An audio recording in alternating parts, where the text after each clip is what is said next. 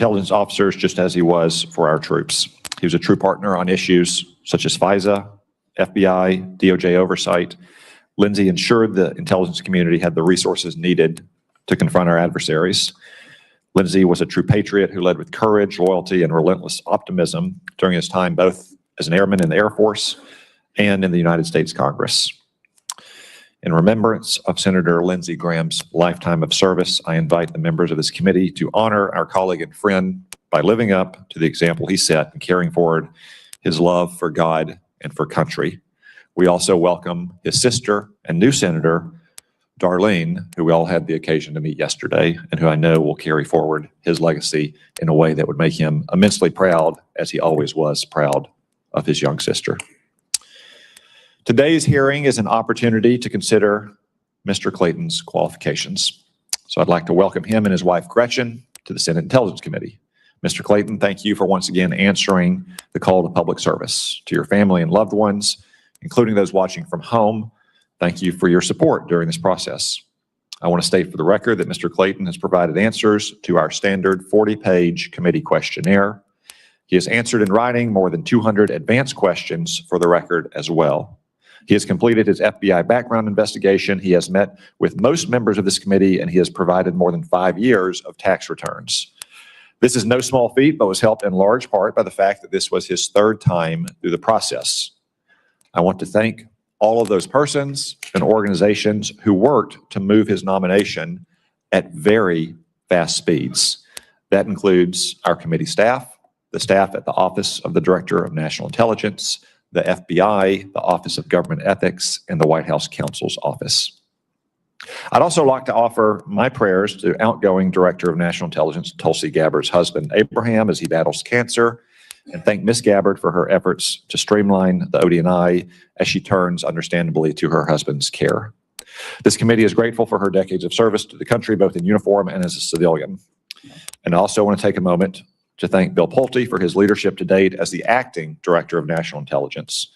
The additional steps he's taken to right-size the office of the DNI will help Mr. Clayton be successful on day one of assuming this position. Mr. Pulte has been highly communicative and engaged with me and my staff during his tenure, for which I am grateful. Mr. Clayton, it's my understanding that you intend to finish Ms. Gabbard's work to return the ODNI to its original size, scope, and mission. I've long said that the right number of staff at the ODNI would number in the dozens, maybe a couple hundreds at the maximum, but certainly not the thousands of recent years. Congress intended the ODNI to be a lean and efficient organization to keep bureaucratic intelligence agencies at bay. But some 20 years later, the ODNI has unfortunately become yet another bloated agency that incentivizes bureaucratic make work as opposed to genuine intelligence work. Mr. Clayton, given your many years as a seasoned professional in both government and private practice, I'm eager to hear how your experiences will inform your plans to return the ODNI to those roots. I look forward to working with you to provide any legislative relief that you deem necessary, such as transferring centers or functions to other government agencies, because while many functions that are needful occur at the ODNI, they don't necessarily need to be occurring there. Additionally, I'm interested in hearing about your efforts to advance America's national security in your current role as the United States Attorney for the Southern District of New York. As U.S. Attorney, Mr. Clayton has gone after some of the worst national security threats, including foreign enemies who put innocent Americans at risk and have American blood on their hands. For example, he's overseen the indictment of Venezuelan dictator Nicolas Maduro, secured the guilty plea of Venezuelan General Hugo Carvajal, and overseen the prosecution of an Iran-backed terrorist connected to multiple attempted terror attacks in the United States. Though these are just a few high-profile cases, let me state for the record that Mr. Clayton has worked hand in glove with our intelligence agencies and counterterrorism personnel to lock up criminals who threaten our national security. I commend him and all those involved for this important work. I'm interested in hearing from the nominee how he plans to apply this experience as the leader of the intelligence community. Mr. Clayton, in addition to streamlining the ODNI, foremost on your to-do list will be helping refocus the intelligence community on operations by being a vocal and uncompromising advocate for its resources. If confirmed, I'll expect you to make the case to the Intelligence and Appropriations Committees for why the funding requests in a supplemental funding bill are so vital. As most of us know, the intelligence community operations are at an all-time high with great successes, While the Pentagon received money from the Working Families Tax Cut, the intelligence community did not. I'll say here publicly what I wrote to Acting Director Pulte and Director Ratcliffe last month. I do not want to see any more reprogramming requests that borrow from one operational account to fund another. There are plenty of underperforming and under-executing programs across the intelligence community that can be a bill payer for needful operations until Congress can pass supplemental appropriations bills. Now, before I turn it over to the Vice Chairman, I'd like to put on the record that in all my experiences with Mr. Clayton, his reputation as someone who operated with morality, decency, and integrity has proven to be true. The job Mr. Clayton has been nominated for today is not one which he sought, but one which he has been gracious enough to take on. I'm confident that by the end of the day, my colleagues will join me in seeking to get Mr. Clayton's nomination across the finish line. I now recognize the Vice Chairman for his opening remarks. Well, thank you, Mr. Chairman. And let me just echo what you said at the beginning of this hearing in terms of the great loss we all feel on both sides of the aisle of the passing of our friend Lindsey Graham. And as we commented yesterday, he was not on this committee, but he sure as hell acted like he was on this committee on many times. Mr. Clayton, Jay, it's good to see you again. It was great to have the opportunity to meet your wife, Gretchen, in the anteroom. And I'm going to start with where the chairman started. And I have addressed this before, but the process we've gone through to get you before this committee is really pretty remarkable. I can't think of any other instance in the history of this committee where a president sends a nominee up, and then in a bipartisan way, we say, we really want to move heaven and earth to get this nominee moving through quickly because of the importance of the position. And then the president decided that the Senate was moving too fast on his own nominee and pulls that nominee for a while, pulls down the hearing, and in the meantime blows up the FISA reauthorization process, which is critically important. Now, I know you had nothing to do with that, and we're probably as surprised as many of us. So I guess congratulations about getting finally in front of this committee. I also want to thank you for your partnership when you were SEC chairman and when we worked on investments in human capital. But when I last talked to you, this job is very different than anything I think you've done in your long career. And I'll have certain expectations of how you would perform the duties of DNI. These are expectations I make clear to all IC principals throughout my time on this committee, regardless of administration. First and foremost, as most know, this position of DNI was created after the events of 9/11. And as such, and Senator Collins had a large role in creating this position, it said law requires the DNI have extensive national security qualifications. Because if you get this job, you're going to have intimacy with all of the nation's top closely guarded secrets. Now, I know you've served in some very distinguished positions, SEC chairman, U.S. attorney for Southern District. I look forward to hearing how those positions will meet that qualification of extensive national security experience. Second, as I mentioned, the DNI has literally access to all our nation's secrets, things that are limited only to the Gang of Eight here in Congress. And I will hope that you will treat this sensitive information with the kind of respect and security it deserves. As members know, one of my greatest concerns with President Trump's appointment of Mr. Pulte as acting DNI is that Mr. Pulte had no national security experience. And if anything, it's what seemed to be his one qualification. He had a demonstrated record of releasing private, confidential mortgage information so we could weaponize it for political purposes. I can't think of a less qualified individual to be anywhere close to the DNI's role. In fact, there's already reporting about Mr. Pulte's plan to do what intelligence on elections, some that's based on and how he might misuse some of that on some of our most sensitive sources. And just don't understand how Mr. Pulte, and one of the reasons why I am anxious to get a permanent DNI, can end up figuring out what is appropriate or not appropriate since he's been in the job for only 3 weeks. and again, with no national security experience. Our nation's security depends on our ability to protect secrets and protect the people who gather those secrets, whether it's allies, partners, or assets we have recruited. Carelessly handling that information ultimately makes our country less safe. Lastly, I urge you to stand strong in protecting the most sacred of the IC principles, speaking truth to power. This commitment to truth is literally carved in stone at the CIA's headquarters. It is fundamental to not only the functioning and credibility of the IC, but also to the security of the American people. We have seen what happens when policymakers are allowed to shade intelligence for political reasons. It results in endless wars, tens of billions of dollars in wasted taxpayer dollars, and literally thousands of dead Americans. Unfortunately, we have seen repeated attempts by this administration to politicize the IC.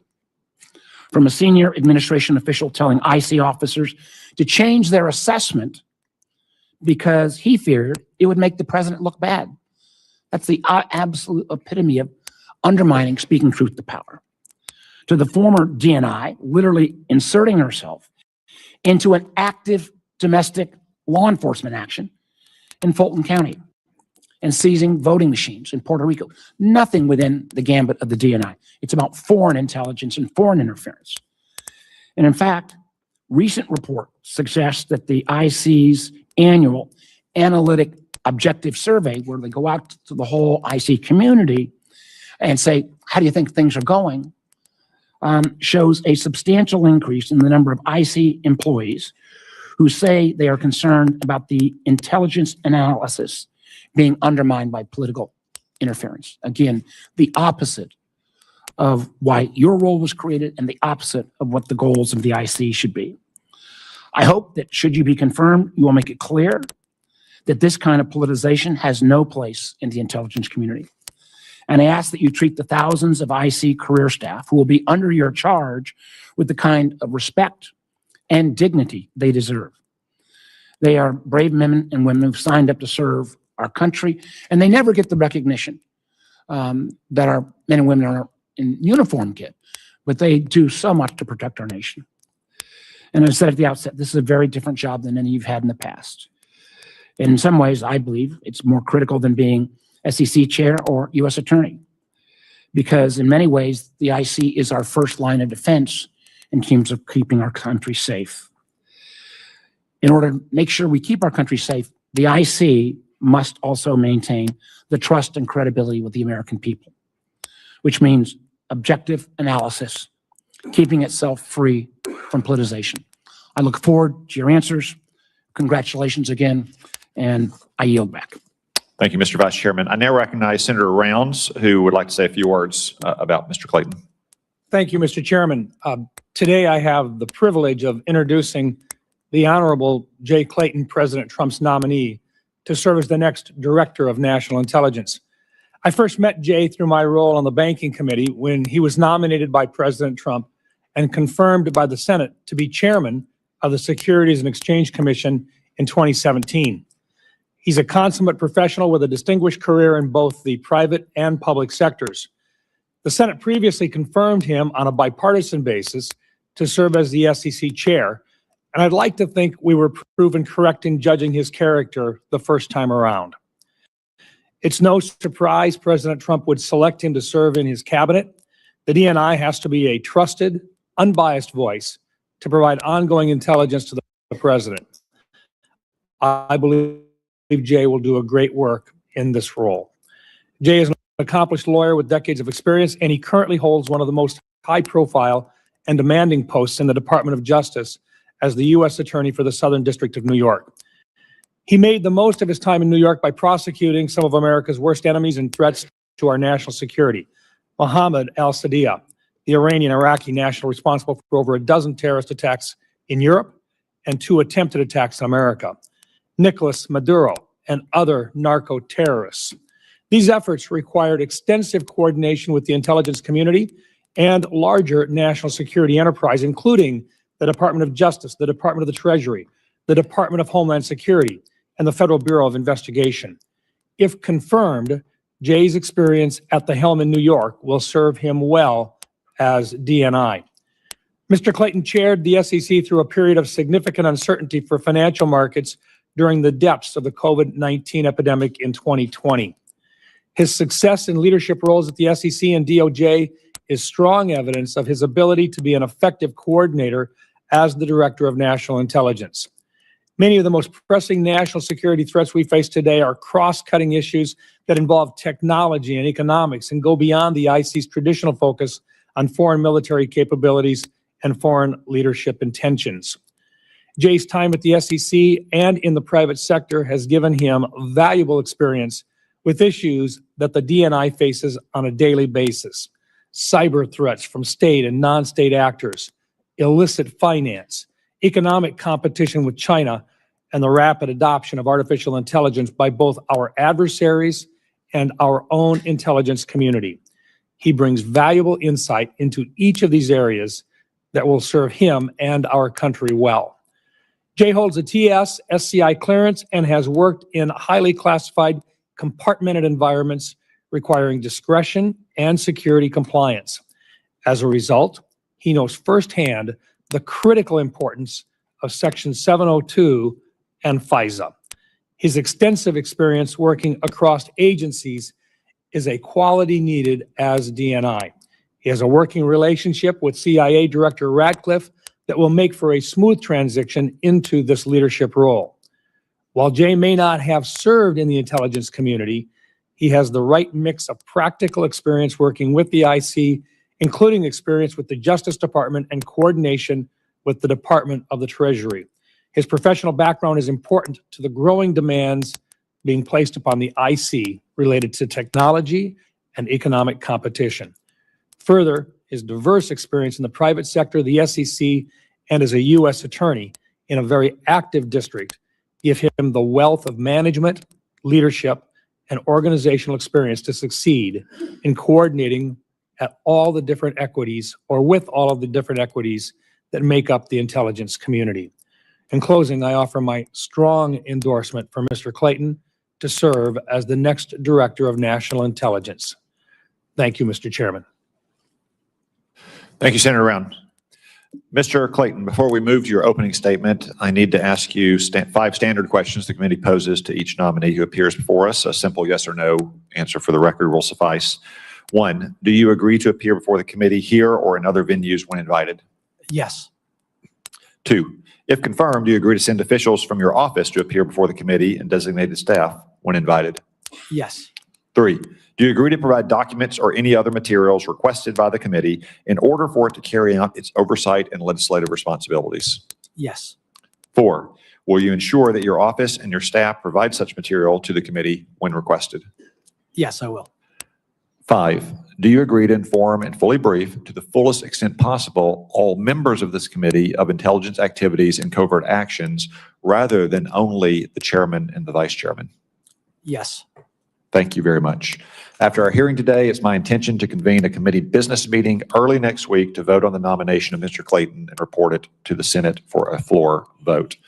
Mr. Clayton will now proceed to your opening statement, after which I will recognize members by seniority before the gavel and by arrival after the gavel for 5 minutes each. Mr. Clayton, the floor is yours. Thank you, Chairman Cotton. You move the mic a little closer. How's this? Okay. Thank you, Chairman Cotton, Vice Chairman Warner, and the distinguished members of the committee. I am honored to appear before you today as the nominee to be the Director of National Intelligence. I would like to thank President Trump for placing his continued trust and confidence in me. I am humbled by this nomination and grateful for the opportunity to continue serving our country. I also want to thank my wife, Gretchen, and our children for their support and their commitment to public service. I also thank the many women and men I have worked with at the SEC and the DOJ. Together, we have built great teams that have delivered for the American people. Senator Rounds, I thank you for those very kind words and for your commitment to the people of South Dakota and our country. I have been fortunate to serve in a broad range of leadership roles in both the public and private sectors. Each position has presented challenges and opportunities.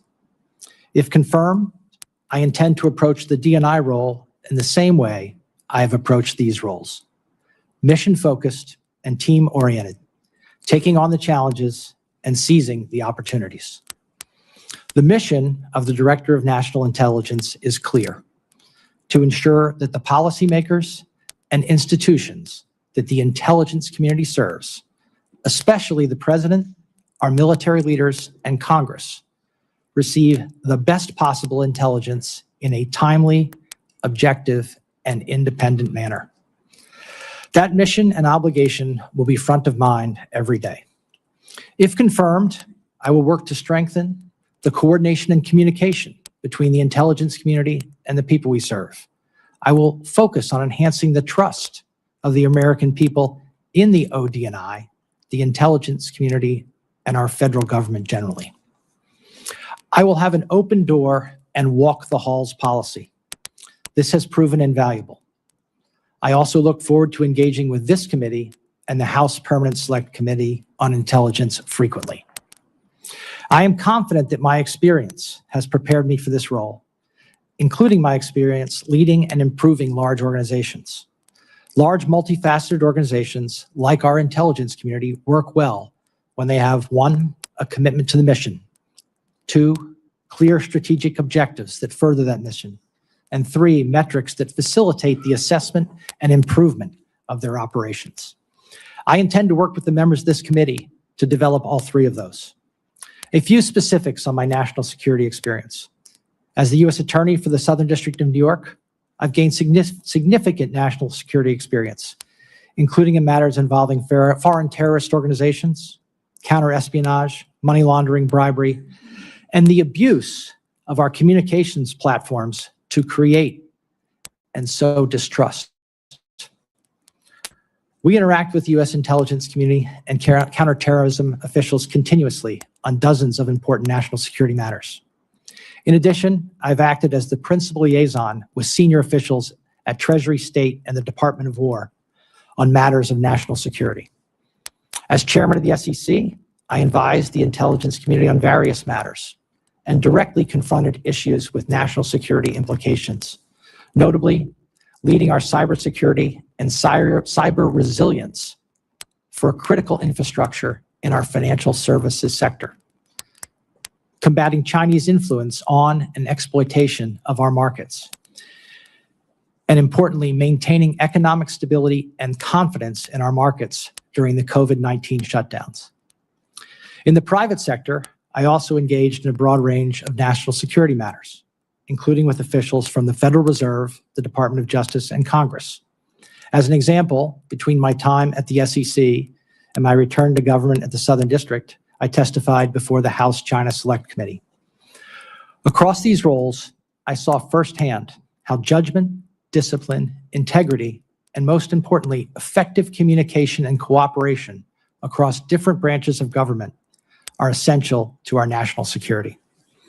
If confirmed, I will have those principles front of mind every day. Thank you for your time, and I look forward to your questions. Thank you, Mr. Clayton. You do indeed have a lot of experience leading large organizations, though I hope by the end of your tenure in 2.5 years at the DNI, you can add some experience leading small organizations, or at least a much smaller one. As I observed in my opening remarks, and you mentioned in yours, in your current position as the U.S. Attorney for the Southern District of New York, you've taken part in a number of national security-related investigations, including the prosecution of terrorists, narco-traffickers, and others who wish to do harm to the United States and our citizens. I think it's probably important for many viewers to know that the Southern District may be the #1 national security-related U.S. Attorney's office in the country. Can you speak to your interaction specifically with the intelligence community as part of these investigations and how critical intelligence community collection was for informing the evidence you obtained to pursue convictions in these cases? Thank you. The short answer is extremely critical.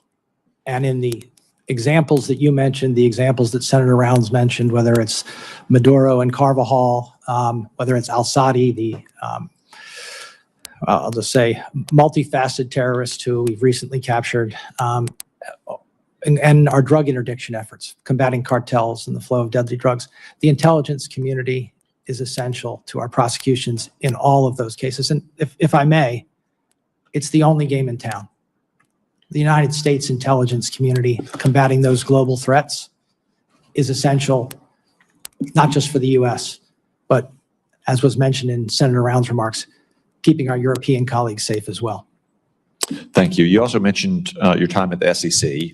Now, in my neck of the woods, that's the country's best football conference. But here we're talking about the Securities and Exchange Commission.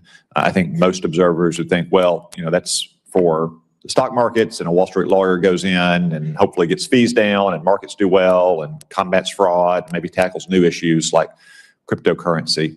But I think some viewers would be surprised at the amount of national security related matters you had to confront at the SEC as well. Could you just go into a little bit more detail on that front too? Sure. Starting at the top, national security and economic security are synonymous. National security and market function and market integrity are synonymous. Our financial infrastructure is essential to our security as a nation. Going beyond that, understanding the economic implications of actions and the likely knock-on effects is a big part of what I believe the intelligence community should be providing to the consumers of information. Understanding the economic consequences of actions is an essential part of intelligence, and it's something that I engaged in frequently at the SEC. And while the Office of the Director of National Intelligence was set up in the aftermath of the 9/11 attacks and in the context of wars in the Middle East, isn't that particularly true as we think about our struggle for mastery with China and also checking Russian aggression around the world, that economic matters are vitally important when we're facing traditional nation-state actors like Russia and China? Senator Cotton, Chair Cotton, I could not agree more that our adversaries not only look at kinetic and other what I would call traditional ways to harm Americans, they look at economic ways to harm Americans. Thank you. The Vice Chairman alluded to an address the President will apparently be giving tomorrow night that may or may not be based on some kind of intelligence that's going to be declassified. To what degree, if any, have you been involved in the process for what may be discussed by the President tomorrow night? I'm not involved in that. Because you're not currently the Director of National Intelligence. I'm currently not the Director of National Intelligence. And in fact, to be involved would violate a core principle, which is you take no actions that would presume your confirmation. That I couldn't have said it better. Thank you for helping me establish that fact. The Vice Chairman. Thank you, Mr. Chairman. As I said repeatedly, if you're confirmed, you're going to make sure that you speak truth to power. Mm-hmm. And that means even if the truth is not the preferred narrative that somebody wants to hear. So let me just ask you, it should be a simple question. Do you deny that Joe Biden won the 2020 election? Senator, I'm not an election denier. Joe Biden was certified as the President of the United States. Election denial is something we cannot have. So I will take that as you do not deny that Joe Biden won the 2020 election. Yeah, I'm not. I think, let me just be clear. We have substantial work to do, and I've made it in improving our electoral processes. It's part of national security, and I feel strongly about that. One of the things that, again, this will come around perhaps to what's happening tomorrow night as well. Classified information is critical. If we violate classified information, that loses us allies. It makes us less strong. I fear that certain countries already are not sharing as much information with us because of some of the things that have happened. So let me ask you some straightforward questions. If confirmed, you commit to protecting all classified information in accordance with established rules and procedures? Yes. If confirmed, you commit to following established process and procedures when it comes to declassifying information? Yes. And that will then lead to the next, because if you're going to follow official purposes, you cannot declassify information for political purposes. Will you promise that you will not do that? Senator, I promise that my declassification exercises will be consistent with the role, and I believe that there are a number of protections in place across the intelligence community to ensure that intelligence is not used for political purposes, and I intend to adhere to those. Well, that is, in many ways, at least for me, that is the nub of this hearing. In preparing for this hearing, I have analyzed the procedures that are in place for declassification and other actions that you would take as the Director of National Intelligence. And I look forward to consulting with the people inside the intelligence community and at the ODNI to ensure that we adhere to those principles. It's critically important because, again, we may see some of this tomorrow night or not, but we go around those established procedures. We could burn sources and methods. We could lose allies. The ramifications are so grave, and it has been treated in such a cavalier way that it's really extraordinarily upsetting to me. Along with classified information comes the analytic tool. One of the things that I pointed out in the recent IC annual survey, the number of IC analysts that are concerned that their work may be threatened by politicization, or if you don't reach the right conclusion, that completely undermines the basis of what the intelligence community is set up with. So, if confirmed, you commit that the ODNI's decisions and analysis will remain free from political pressure and conspiracy theories. Yeah, Senator, the role is to ensure that you, the President in particular, the members of the cabinet receive the best possible intelligence product available. And I do commit to do that. And I do commit to do that. Yeah, if you could bring the whole box. Sorry, I need a space for the papers. But I can't stress enough, if the IC workforce feels they're going to get political blowback or get fired, which we have seen, because they reach a conclusion that may not be what certain folks in the administration want to hear, that undermines the whole work of the whole community. If I could jump in on that, Please. and I want to say that my experience at the SEC, my experience at the DOJ, is that the people who have worked for me have great confidence that they can speak to me in a candid and free from any worry that what they say to me in their professional capacity is going to result in any kind of disagreement. I would say any kind of friction beyond the normal toing and froing that you have in any organization. And I will say, let me add a comment to what Senator Round said. In working with you at the SEC, I found that was how you operated, and particularly in taking on certain issues that might not have been politically popular. But this is such a different role, and I'm so concerned that whoever ends up in this role is going to be under a set of pressures that may be unprecedented, and we're going to need somebody extraordinarily strong. I'll come to my last set of questions, and that is around election integrity. This job was set up to look at foreign interference in our elections. So it was more than stunning to me when the former director, Director Gabbard, showed up at a domestic, I believe, political interference activities in Fulton County. We're coming into election season. I want to make sure you are on the record. If confirmed, you will commit you will not interfere with or comment inappropriately on U.S. elections. Senator, you outlined the role correctly. The role is to deal with foreign interference in U.S. elections, which is something I'm gravely concerned about. But that's the role. And finally, we cannot have the DNI trying to put his or her hands on the scales in terms of tipping the outcome of any American election. Will you commit to not Right, put those hands on the scales. The role of the intelligence community is to provide information, not to engage in policy or those things. So yes. Thank you. I yield back. Thank you. I agree that the role is very different, but I think that's true of most government roles. And we never quite know how people perform in them. And some of us have been very satisfied with nominees we've confirmed in both parties, and some have been dissatisfied. But, look at our former chairman, Marco Rubio. Being a senator, I think we can all agree, is very different from being the Secretary of State or being the National Security Advisor. And he's pitching a near perfect game in those roles, if you ask me. But you can't reason by analogy. You've been a Wall Street lawyer for a long time. How long have you been a lawyer?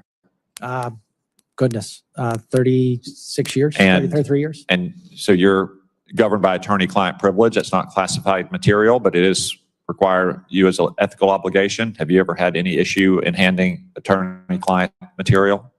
No.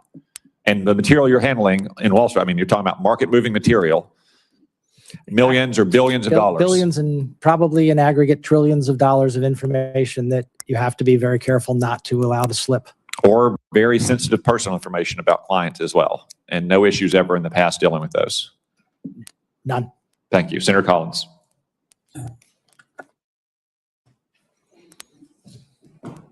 Thank you, Mr. Chairman. Welcome, Mr. Clayton.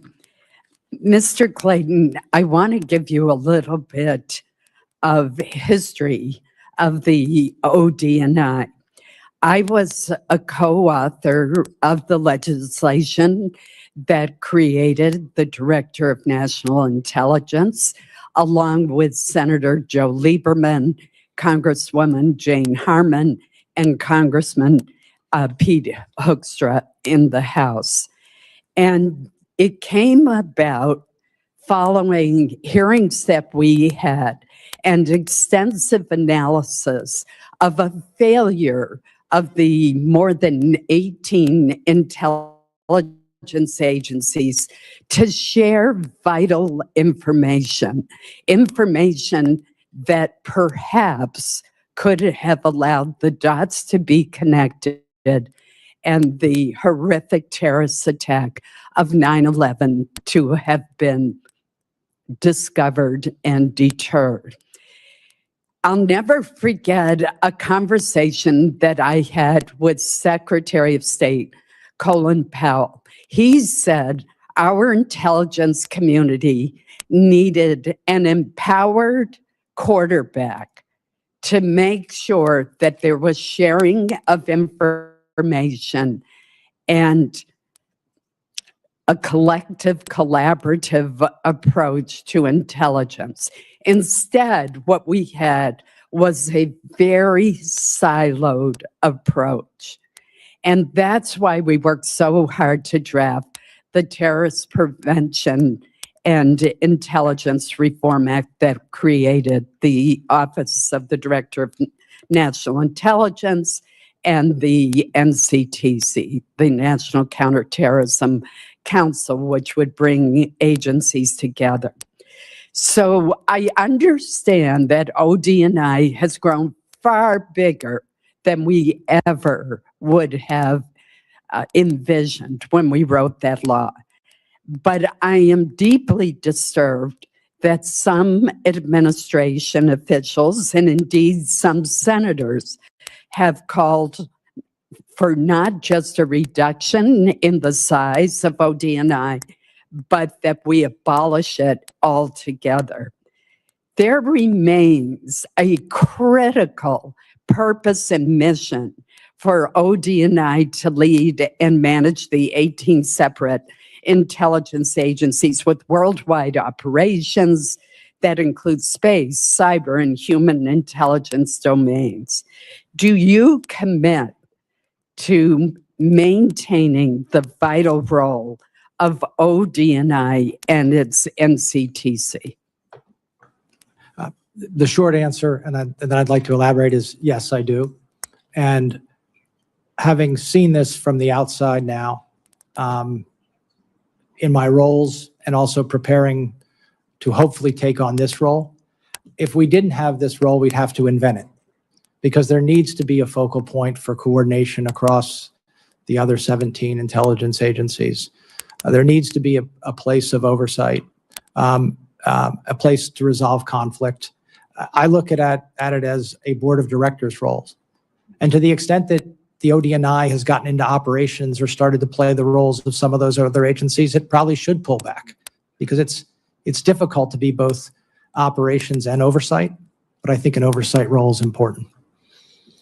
Thank you. The second issue I want to bring up with you is the anomalous health incidents, also known as Havana syndrome, that have occurred since 2016 and caused, in some cases, career-ending disabilities for our intelligence, our defense, our State Department employees. The intelligence community initially took these attacks and care for victims seriously. However, for various reasons, this quickly seemed to turn into a very dismissive attitude throughout the federal government with little forward progress. This led Senator Gillibrand and I to co-author the Havana Act of 2021 to support the victims who are not receiving care nor compensation. I have been frustrated over the past few years across both the Biden administration and the Trump administration by the excuses provided and misinterpretations of AHI attacks and the slow implementation of Senator Gillibrand's and my bill.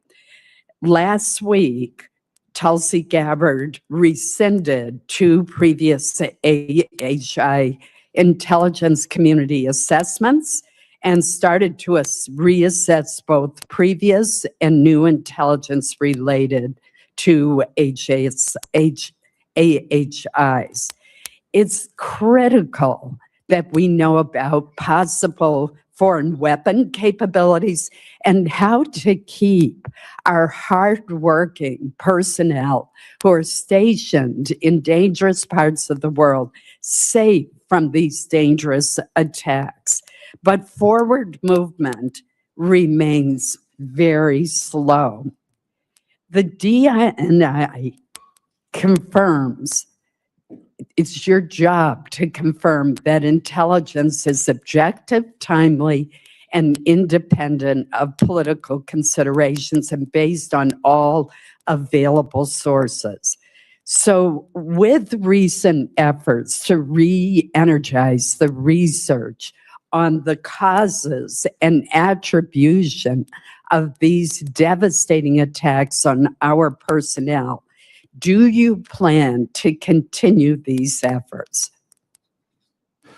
Well, I'm not privy, but I certainly plan to engage with you and Senator Gillibrand on this issue, and I'm happy to do so.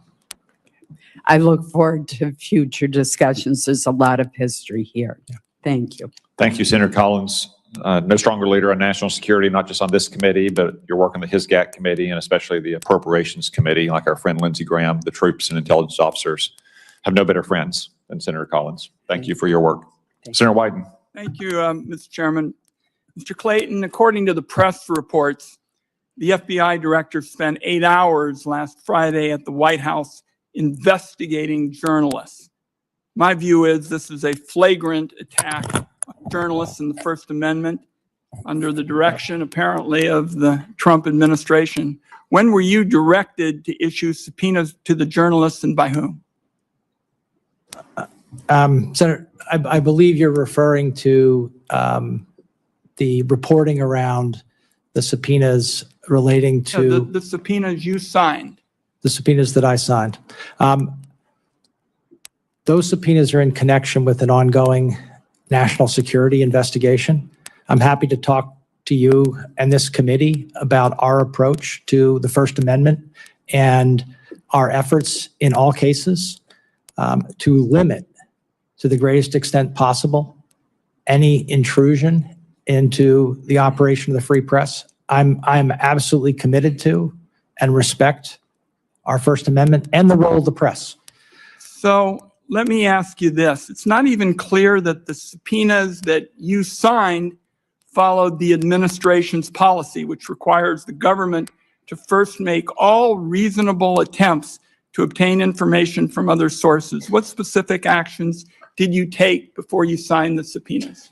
I can tell you that in all of these cases, and not just one person, and this is the way I operate. I operate by asking my team, what do you think? Any action in this regard, you can be assured that it was a consultative exercise with the career prosecutors in my office. So that's what you did beforehand to satisfy yourself that this was important to do, to send these journalists a subpoena and go to their house.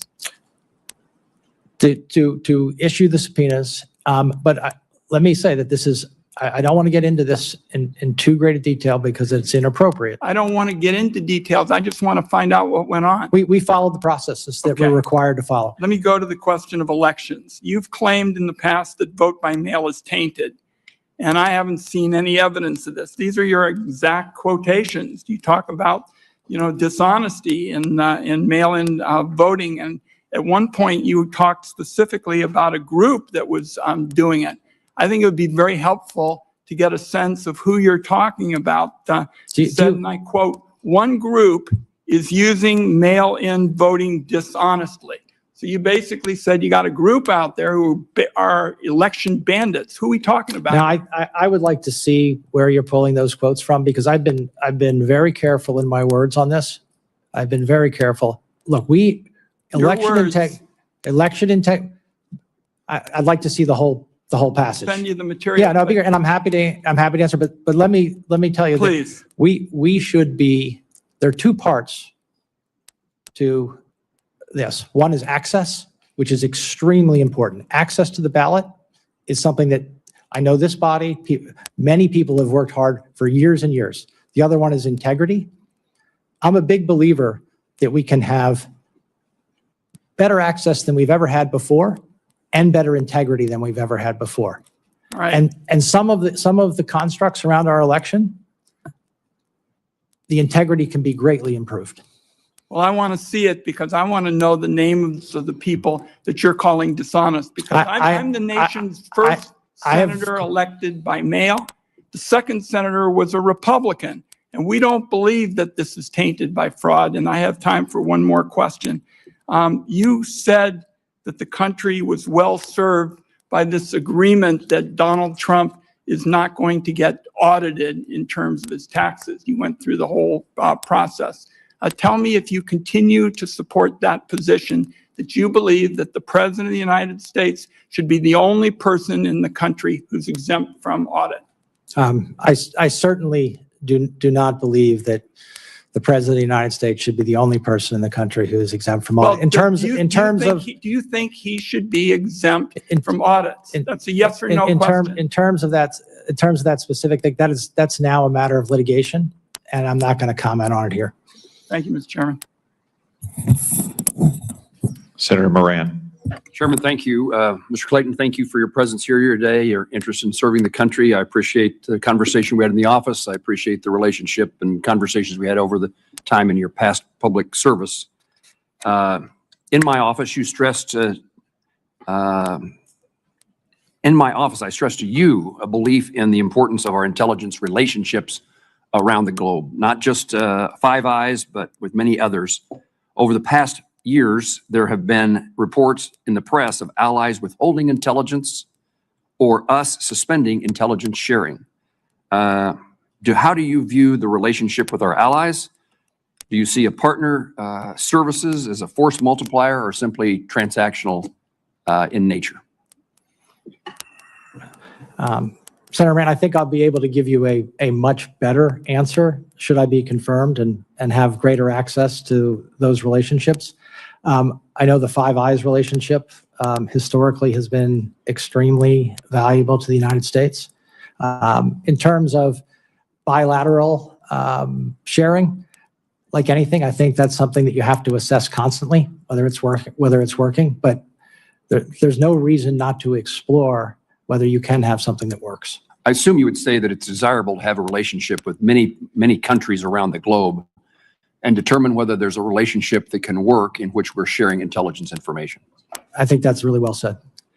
In your answer to a written question asking if you commit to making sure that Ukraine has the intelligence it needs to apply pressure on Russia, you said, quote, to the extent directed by the president, arm Ukraine and other partners with intelligence that illuminates Russian plans and intentions. I appreciate that you work for the president, but I want to emphasize my belief that any such sharing is critical, and any suspension of intelligence sharing with Ukraine would require very serious justification. And so my question is, if confirmed, do you commit to sharing with this committee the rationale of any such suspension, and do so before the suspension becomes public? Give us a chance to have input in that consequential decision. I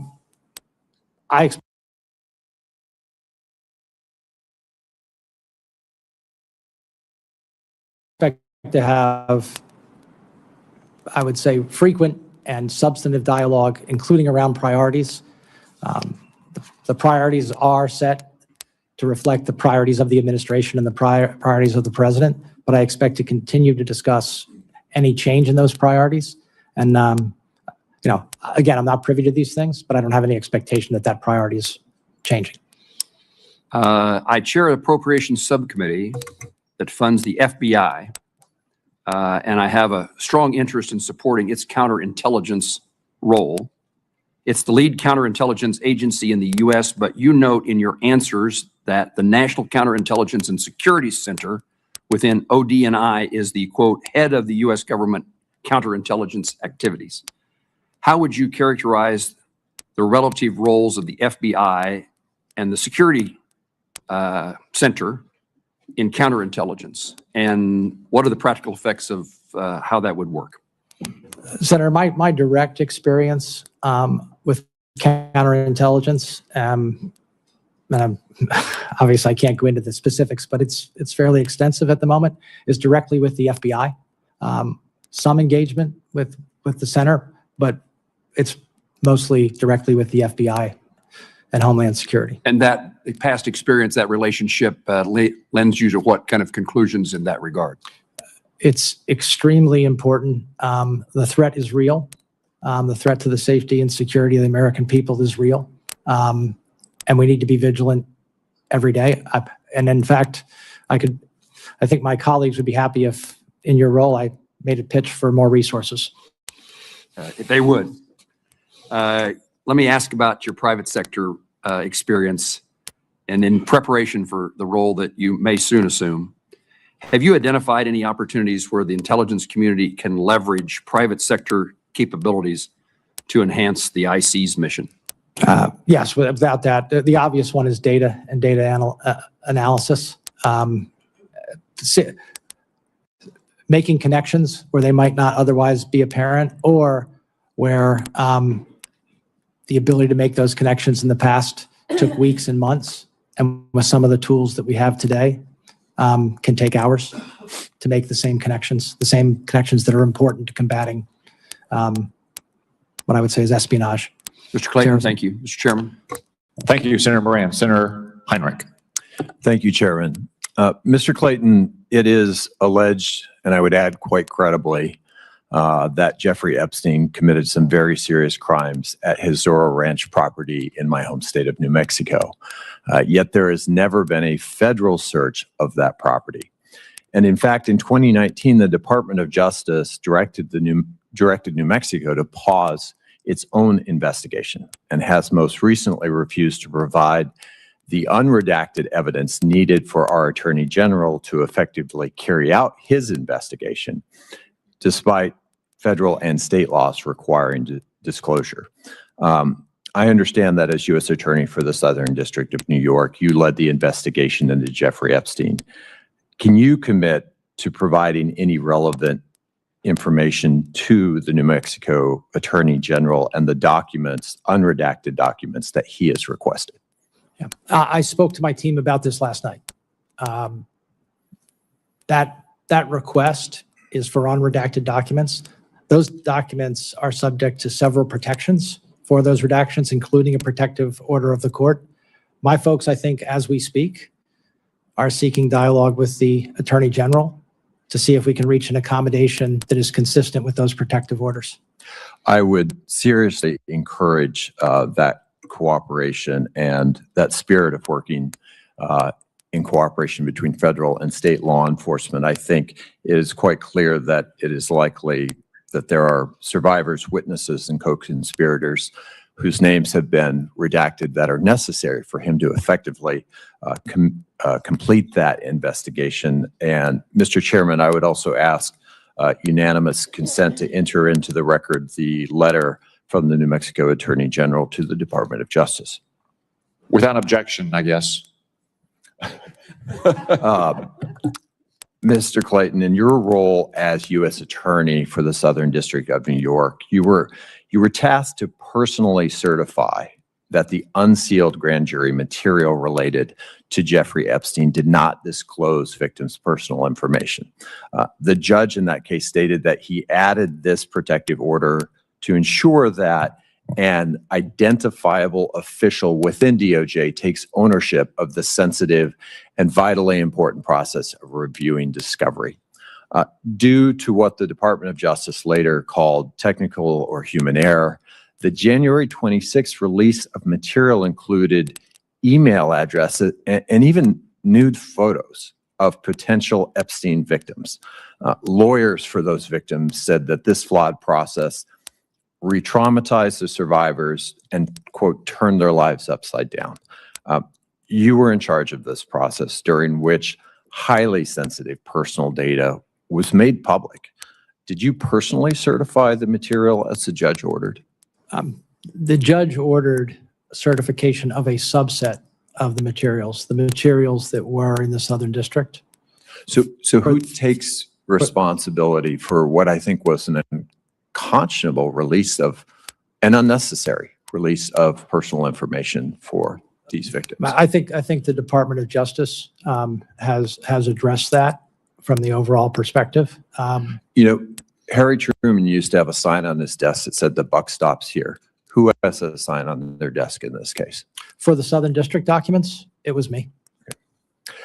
In a media interview a couple of months ago, you were asked your position on the president's $1.8 billion fund for victims of weaponization, and you replied, "When we are investigating people and bringing charges against them, criminal charges against people from a financial point of view, they can be absolutely devastating.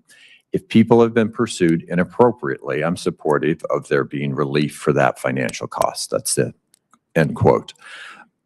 Do you believe that people convicted of violent crimes related to the January 6, 2021 attack on the U.S. Capitol and on U.S. Capitol Police were pursued inappropriately in any way?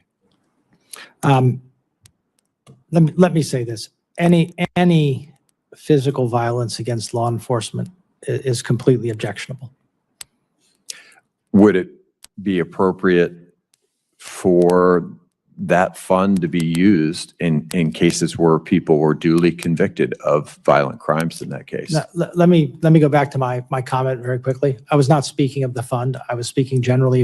I think this is a CNBC clip, and I stand by what I said, which is if people have been inappropriately and intentionally subject to prosecution, they should have recourse. Thank you, Mr. Chairman. Mr. Chairman, I just want to let the witness know we've got the Fed chair upstairs, but I will be right back. I want to make sure that my colleagues know I'll be back directly. Senator Budd. Thank you, Chairman. Mr. Clayton, it's good to see you again. I enjoyed our visit a few weeks ago in the office, and also when I was coming onto the House Financial Services and you were coming into the SEC, I enjoyed our time that decade ago. So as we talked about a couple of weeks ago, did the president ever ask you to disband or dismantle the ODNI or the intelligence community? No, Senator, the president has given me no instructions other than to do a good job. Great, thanks. A little while ago, you and Chairman Cotton were talking about economic security being national security, those two being synonymous. So we've got an intelligence community largely established 1947, around the Cold War period. So what changes are necessary in the intelligence community to maintain economic security as well as national security? I don't want to say that the intelligence community is currently free from economic analysis and the provision of intelligence, but I do believe that the economic effects of various events should be more a part of intelligence assessments, because economic effect, markets move immediately. Markets react, and then people react to markets. I mean, most interestingly today for all of us is the price of oil. Understanding the dynamics around. तो ये आपका big budget period क्या रखूं? आप bowling कर रहे हो, आप ही बैटिंग, आप ही कैच पकड़ती हो. Periods यानी discomfort और ऊपर से इतने सारे expectations. Do a lot or not. Just be in your comfort zone. Most of the time, they don't get any recognition. But sometimes there's a few bad eggs. We have Edward Snowden, David Rush, the gold bar guy. So as DNI, you'll also be the executive agent for security, as I understand it. So what's your vision for this role to ensure the security clearance process and also to make sure we find and mitigate, head off these insider threats? I think there are two processes that fall. One is classification and overseeing classification. The other is overseeing security. It may not be, super interesting, but we need to focus on both of those. I think the consensus that I've heard from people who know more than I do are that both of those are in need of a refresh to be more effective. Thank you. I look forward to staying in touch on that and appreciate your work.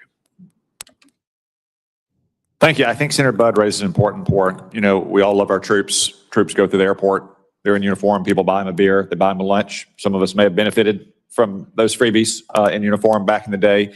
Our intelligence officers don't get that gratitude. So let me just take the moment to join Senator Budd and express our thankfulness for everything they do, since they're not out there getting a beer and a sandwich bought for them when their airports are out in town.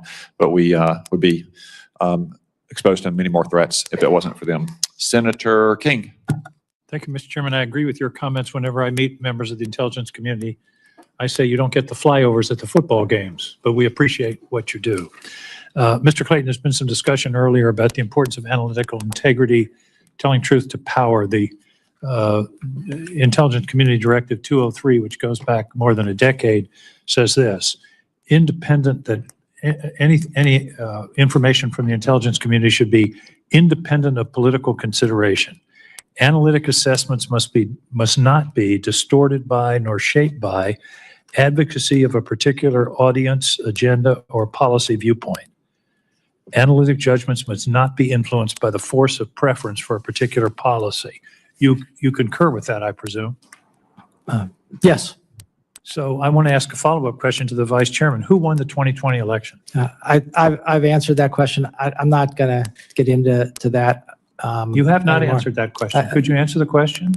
Who won the 2020 election? Pretty simple question. Yeah, I said I'm So it's A or it's two my choice. answer. No, I'm going to give you the same answer. The answer to the chairman was, he asked me if I was an election denier. I am not an election denier.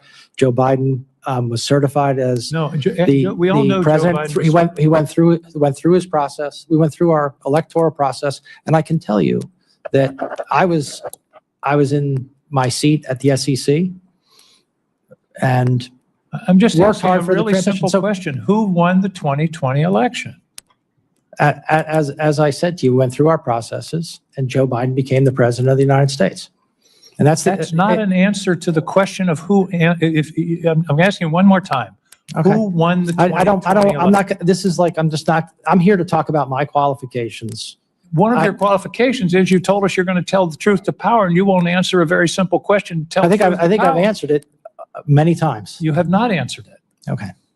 You have not answered it. Saying Joe Biden was certified is not an answer. Okay. Why did you take it upon yourself to opine on the California election process to CNBC? You said during the interview on CNBC, you said that U.S. is doing an absolutely terrible job on election integrity and the American people are right to question it. What's the basis of that statement? What's the evidence for that statement? Let me give you the context of the way I look at this because we should have this kind of candid dialogue. Elections are a process for gathering, aggregating, and providing data. And who does the Constitution entrust the responsibility for elections? To the states in the case we're talking about. Correct. To the states in the case we're talking about. But my experience at the SEC, my experience at the DOJ, my experience in the private sector is that the government processes for gathering, aggregating, and providing data need to be improved greatly. Are you talking about elections? I'm talking about inflation data. No, I'm talking about all government processes, including the one that's. I want some evidence, and there isn't time here in a minute and 49 seconds, but you have a lot of time between now and when we move on your nomination. I would like a written analysis from you that gives evidence of voter fraud. I don't. Fraud in this country, Mr. Clayton, to be clear, Senator, is the assertion that there's voter fraud. I did not make that assertion. I said I said doing an absolutely terrible job on election integrity. What did that mean? That meant that the audit trail that we have available for our elections in a number of places is not the kind of audit trail that you would expect in something that is this important. That's what it meant. And I mean, so is there a problem with voter fraud in this country? I don't think we can say definitively whether there is or is not until we have better processes. We've had hundreds of analyses. We've had the Heritage Foundation study that found 1,650 cases out of 2 billion votes counted. I would love for the American people to have incredible confidence in the integrity of our elections. I would too, and I would.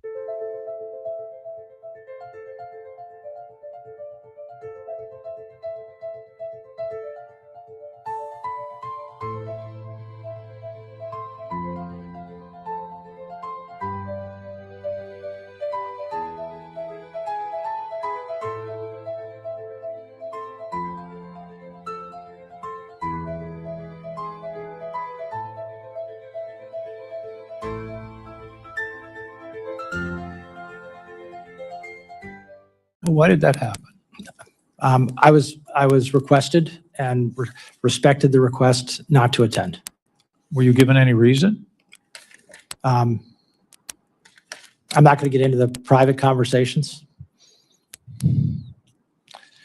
And you testified earlier, just to follow up briefly, you've had no involvement whatsoever with this proposed speech tomorrow night by the president. None, you haven't been consulted, discussed any involvement. Is that correct? That is correct. Thank you. Thank you, Mr. Chairman. Senator Bennett.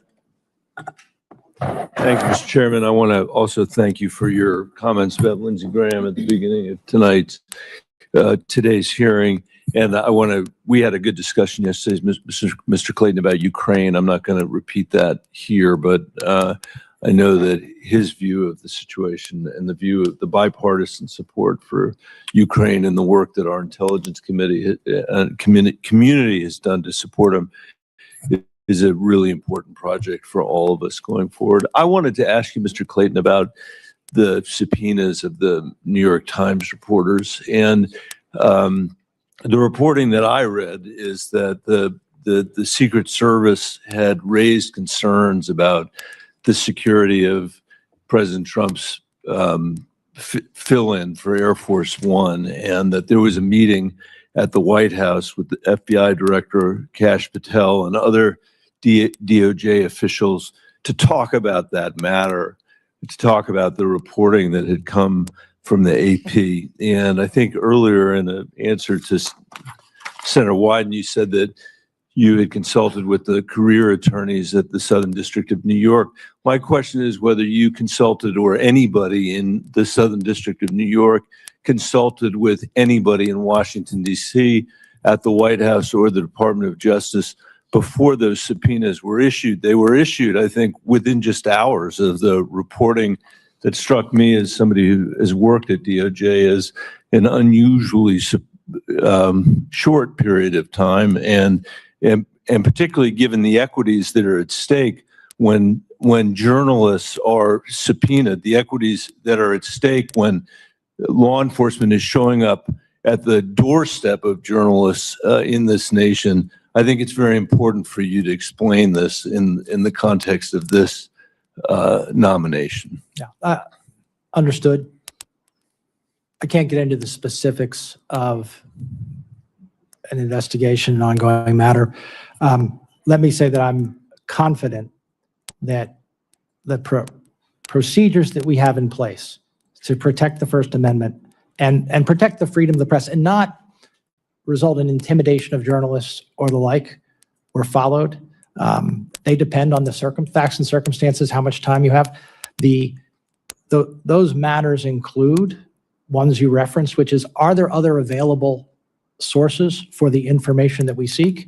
And have we sought that?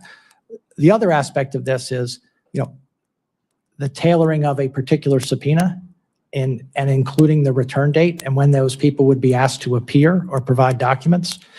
It's expected in these types of cases, at least from mine, that if there's counsel involved, we can further tailor those requests to make it the least intrusive way possible. But let me just finish, if you don't mind. Yeah. It is vitally important that if national security interests are at stake, that there's not what I would say is a huge blind spot where someone can use the ability to provide information to journalists to get it out there, including our adversaries, without any potential for discovering how that happened. Well, I think this committee is well aware of the intelligence equities that are at stake. We have that's why all of us do this work and provide this oversight. But I think all of us would agree that the First Amendment is not some sort of glaring loophole that it's out there, that it's something that we need to follow. And so I'll ask you again, Mr. Clayton, did you or anybody at the Southern District of New York have conversations with anybody at the White House or the Justice Department in Washington, D.C., before you issued those subpoenas that resulted in New York Times reporters being served process at their homes? Yeah, I can say it this way without getting into the investigation. The protocols require consultation with the Department of Justice in Washington, and we followed the protocols. And did anybody in Washington, D.C., suggest to you or anybody on your team that you should issue subpoenas in this case? Following the AP reporting, reporting of the president coming back on an airplane that was unsuitable for the protection and the defense of the president of the United States. Yeah, I'm not going to get into the details. What I can tell you is that we followed those procedures, and those procedures, for the reasons that I believe firmly, and you believe, protecting the freedom of the press, being the least intrusive possible, require consultation.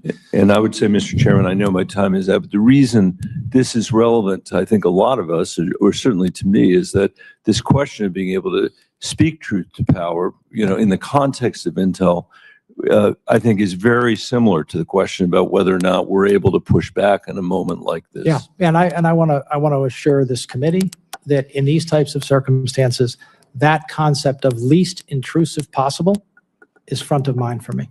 Thank you, Chairman. Thank you, Mr. Thank you, Senator Rounds. Thank you, Mr. Chairman. Look, first of all, I do think you're the right guy for the job. And as I said in my earlier recommendation of you to the entire committee, but I want to give you an opportunity to talk a little bit about some of the new technologies that are being involved that we're going to have to address. And I don't think we've really talked a lot about what artificial intelligence is going to do, and the integration of artificial intelligence, not just by our intelligence agencies, but also by our adversaries. And the focus that we're going to have on the amount of data that we collect and how we're going to have to organize that. I know that you're brand new into this discussion and that you're going to be learning it at a high rate of speed, but can you talk a little bit about your concepts about how we take this huge amount of data that we've got and organize it, integrate it in such a fashion that it's available to be able to make an analysis and to give the best advice to the leaders of this country? We talk about how you see the integration of AI into this process. Thank you. Let me start by talking about it in an area where I know, which is a huge data area, which is the way our markets operate and the resiliency of our markets. And what I would say is their vulnerability to attack, and AI is a game changer. And we should just all recognize that. I think I commend the Treasury Secretary for leading the way in this, and the Federal Reserve in calling the banks in to talk about what that means. I expect it's the same, or at least it resonates in the intelligence community, that AI is not only an opportunity, but a threat. When something's both an opportunity and a threat, you better get your arms around it. Yeah, look, the reason why I asked the question that way is I think that AI is it not only is a game changer, but it's going to be seen by the American public, first of all, as a threat, because they're going to see on social media, they're going to see the misinformation that comes out, deep fakes and so forth. But the other side of it, which is the quality of life that Americans are going to be able to receive because of improvements in our productivity and so forth, is going to far outweigh what the negative benefit or the negative implications are. But along with that comes the ability for our country to be able to gather huge amounts of data, a lot of which is going to be of concern to the American people because it's going to be information on them. And they're going to be concerned that government is collecting information on them. While at the same time, government, the IC community in particular, has to be able to collect information, not so much on American people, but on the threats worldwide. And I think this is going to cause people to say, okay, are you collecting data on us? Or are you collecting data on the rest of the world? And how do you separate that? A lot of that has to do with a lot of the discussion regarding 702 and FISA and so forth. And artificial intelligence is just simply going to magnify that. Can we talk about how we approach that? Because we need the artificial intelligence. We need to be better than our adversaries, collect more data, collect it faster, analyze it better. But we still have to have those protections and the confidence of the American people that we're doing the right things with only the data that we're supposed to be collecting, I think will allow us to continue to move and to protect them. Can we talk about how we do that and how you see that, please?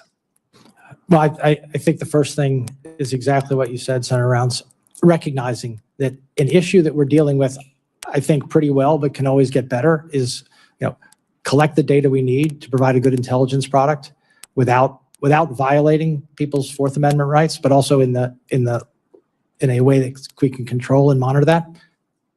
I expect it's just what you said, that AI is going to greatly amplify that collection ability, which amplifies the need for oversight and controls to protect our citizens. I think we should just recognize that that's the case. Yeah, thank you. Look, Mr. Chairman, I just think that this is something that I think our committee is going to be directly involved with. And I think on both sides of the aisle, the implementation of this tool as we speed up the delivery of the decision-making capabilities for our leaders has got to be one that the American people will continue to have confidence in. And I think that's part of the key reasons for having a discussion like this, is to let people know that we recognize that threat is out there and that we're aware of it. And that as we collect the data that we have to, we're going to be very careful about the coordination so that their rights are protected in this collection process. Thank you, Mr. Chairman. Thank you, Senator Rounds. Senator Gillibrand. Thank you, Mr. Chairman, and thank you, Mr. Clayton, for your service to our country. I want to just continue with the line of questioning that Senator Bennett had about the New York Times subpoenas. You said you don't want to get into it. I understand that. But the reason why we're asking these questions is because the subpoenas were issued so closely after a very long meeting at the White House. There seemed to be an unnecessary urgency behind it, and I'd like you to maybe comment on why there was this urgency. But more than that, they were served at the reporters' homes, and that is fairly unusual. That is not the least, what term of art did you use, the least intrusive means, serving at their homes. Normally, a subpoena would be issued at their place of business, a corporate office, but again, delivering it to a private home seems quite aggressive. So can you address the urgency and the home service? But what I said before is I'm not going to get into the specifics of and the circumstances of the matters being investigated. Understood. So I just want to talk about the process because I get you don't want to talk about the substance. Yeah, and then on the process, how quickly you would do something following the process depends on those facts and circumstances of the investigation, including the potential spoliation, of information and the timeliness of the threat.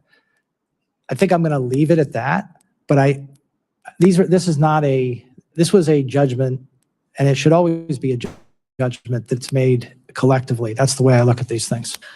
Well, I would just urge that this doesn't sound like the proper independent legal process that we would normally expect for issuance of a subpoena. The characteristics surrounding it seem rushed, aggressive, with an unnecessary urgency. And I would just caution you in your role. You are going to have many times when you may be influenced to engage in an investigation because the White House is unhappy with a report. The thing about this particular issue is that the plane was reported on months and months ago, about the concerns that because it was built by Qatar, that it wouldn't have the same security aspects that one would need to protect a president. And so this just doesn't ring true that your process was a thoughtful, deliberative, and normal oversight process. And that is why this committee is deeply concerned. Do you understand that? I understand your concerns. Okay. I understand your concerns. I want to tell you, I am comfortable with where we are, and I'm comfortable with how we are proceeding from here. Okay, well, we expect judicious, thoughtful, legal processes from this committee. The second thing that this committee is concerned about are this issue of election security. Senator King tried to get you to say, did he win or not win the election? President Trump has an issue with whether he wins or doesn't win elections, and it's affected your office. And I need you to understand how it's affected your office. After the 2016 election, there was allegations that there was foreign interference by Russia. And President Trump was very concerned that somehow his election was not on the up and up. And so what he did in response when he became president was he eliminated every aspect of your office's oversight of the election process from cyber threats. You had personnel that were very knowledgeable about cyber threats, especially foreign influence. There were personnel at CISA, there were personnel at the FBI, and they were all fired.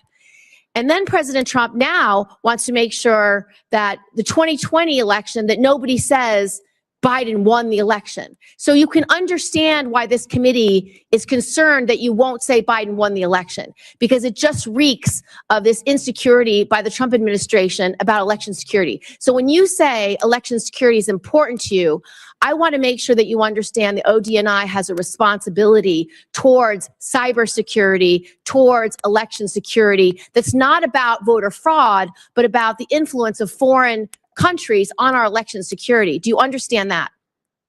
Absolutely. And it is a significant concern of mine. One of the things that I did not get an opportunity to talk about before, cybersecurity has been part of my private sector and public sector practice for well over a decade, going on close to 2 decades. So will you add that back to ODNI, because it was taken out by Gabbard? When I was talking, yes, when I was talking about processes and integrity of our election, cybersecurity is front of mind.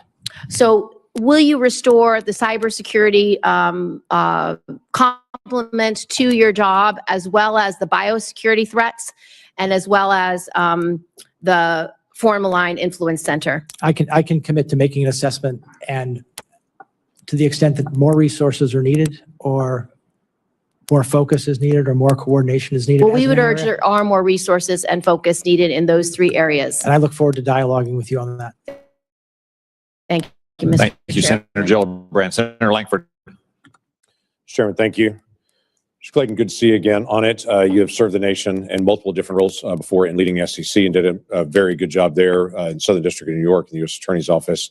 You've got a very unique experience and background walking in on intelligence. You've handled money laundering, drug kingpins. You've handled international terrorist, foreign terrorist organizations, counter-espionage cases. You've handled a lot of things as a prosecutor in this. My question to you is, How does that experience and knowing what is needed to actually prosecute individuals affect how you approach this task in helping the intelligence community trying to be able to gather information?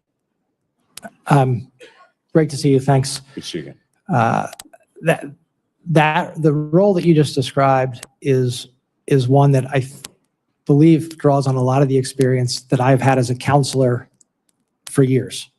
And that is that I want to be respectful that the intelligence community is about providing information and analysis, not setting policy or making decisions. And I look forward to playing that role as ODNI. I think that my experience as a consumer of that type of information will help me provide the information in the way that is best for the consumers I serve. I always worry that people who are the providers of information are providing it for themselves and not for the end user in the most effective way for the end user. Maybe we're doing that, maybe we're not. I hope we are. But I also want to say, as Senator Cotton noted and others have noted, the women and men of the intelligence community are incredible. I look forward to working with them, learning from them, and figuring out how to provide that best possible intelligence product.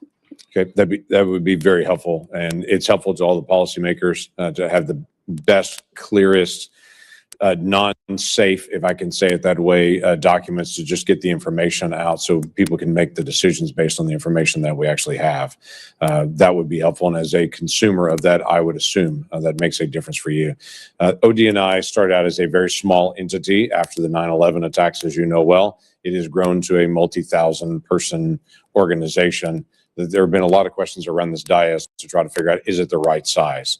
We have a lot of people that are detailed from a lot of our intelligence agencies to the Director of National Intelligence Office now, and we're trying to be able to figure out if that's the right places to continue to be able to pull people out of their agencies and pull them over there, or some of them be able to need to return back to their agencies. Obviously, you're not there at this point, but you've led a lot of large organizations. Tell me process-wise, how you walk in to be able to look at, are we right sized, right task? Do we have people here that need to actually be there? How do you make those decisions? Thank you. I tried to outline it in my opening remarks. Right. What is our mission? The safety and security of the American people. How do we deal with that every day? We provide decision makers with the best possible intelligence product. What is the structure over the intelligence community with the role that we have, which is supposed to be oversight and integration, not operations? What is the structure that best serves that? That's how I intend to look at it. And specifically, where do people return? Where do they stay? The analogy that is in my mind is a board of directors that oversees a number of subsidiaries. In most cases, that board of directors is fairly lean and relies on reporting from the subsidiaries with some efforts to synthesize, some committees, that is what is in my mind. Not one thing you don't want to do as a member of a board of directors, whether you're in oversight or empowerment or both, is get into the day-to-day of management. You lose perspective. You have handled terrorism cases coming straight out of Iran and threats that have come to us for 47 years. The United States and American citizens all around the world have faced terrorism threats from Iran and the growth of the proxy terror organizations. What can you tell us at this point, based on your experience from the Southern District of New York and your prosecution side of things, and then also some of the work that you had done in the past, just dealing with money laundering and the movement of money, the most effective way to be able to deal with the threats that we're facing right now from Iran? The threat's real. It's not hypothetical. Look, all you need to do is look at the people who we have arrested in the last year and what they have done. They intend to do our citizens harm. They are well-funded, and they are well-funded through channels that we need to do a better job of monitoring. Our traditional banking channels, I think, are fairly well monitored. There are new channels, I would say digital asset platforms, other channels where funding takes place that we need to do a better job on. Okay, thank you. I go back. Senator Kelly. Thank you, Mr. Chairman. Mr. Clayton, thank you for being here. I've got a couple very basic questions, and then I want to get a little bit of your opinion on the threats we face if we have time. So can you tell me why Joe Biden was certified as the winner of the 2020 election? I'm going back to my constitutional law here, but I don't want to continue to have a debate about this, but I believe he had the most electoral votes. So he won the election. He followed our process, had the most electoral votes, was declared the winner, and who has the most electoral votes? Is it the person that wins or the person that loses? I think that's your characterization. I'm not going to continue. The reason why we struggle with this, and I think it's especially important in the job you're nominated for, is because it seems that folks who are nominated for these positions just fundamentally refuse to disagree with something the president says. And the problem I have with this is he isn't in the room today. You're going to be in a room with him many times. And at times, you should have a difference of opinion. And if you can't disagree with him when he's not in the room, are you going to be able to disagree with him when you're sitting across from him in the Oval Office or the Situation Room? That's what I struggle with, because this job is different. This job, it's not about softening the edges when the truth is unpleasant. It's about delivering information and making sure the president understands that information. And by the way, people risk their lives to get this information. And if it's not transmitted to the president, if he doesn't understand it, I mean, there's going to be disagreements. We expect that. But I really struggle with this, especially in your position, because you can't disagree with him on this, because he doesn't like the fact that he lost in 2020.